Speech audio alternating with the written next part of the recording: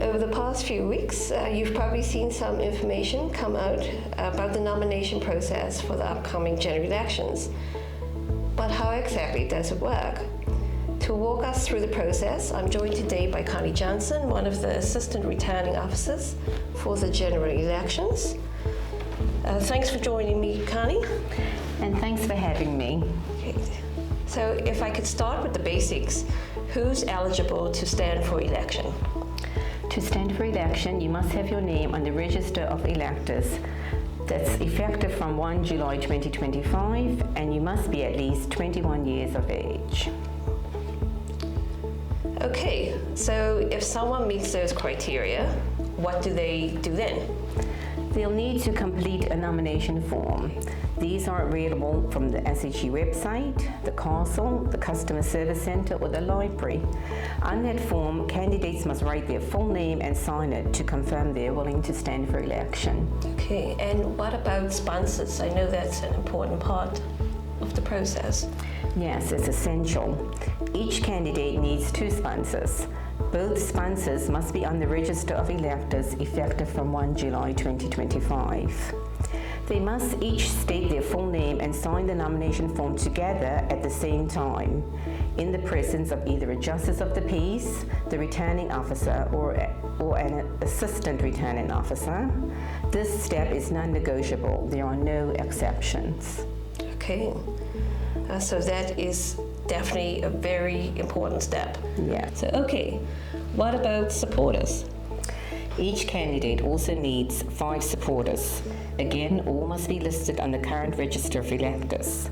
Supporters must write their full names and have their signatures witnessed. And supporters can also witness each other's signatures, and even sponsors can witness supporter signatures. But the one thing to remember, the candidate cannot witness any of these signatures on their own nomination form. Just to clarify then, can someone support or sponsor more than one candidate? Yes, they can support or sponsor up to 12 candidates, since there are 12 seats to be filled, but they can't do both for the same candidate.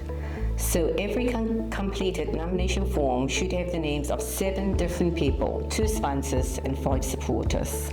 Okay, great. So that's filling in the nomination form. And once the form is completed, what happens next? It must be handed in to the returning officer or an assistant returning officer at the castle. They'll review the form, and if everything is correct, they'll sign, date, and timestamp it. The deadline for nominations is 12 noon on Wednesday, the 20th of August, but we encourage early submission. Mistakes can be fixed if there is time. Oh, that's great. That's good to know. And after submitting the form, you'll officially become a candidate.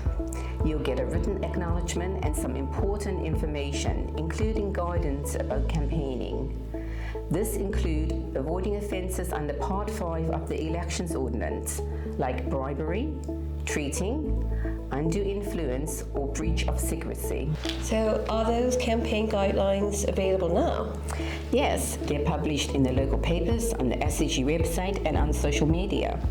Candidates should also familiarise themselves with the Code of Conduct for Legislative Council members and the Ministerial Code of Conduct, both available on the SHE website. Good point. Thanks for that. And just before we finish, some people have asked about proxy voting. Can you tell us what that process is about?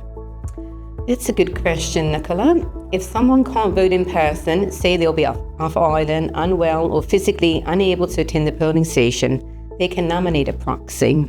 Okay, and should that proxy then be registered in the same electoral district? Yes, this is correct, but they can only vote on behalf of one person.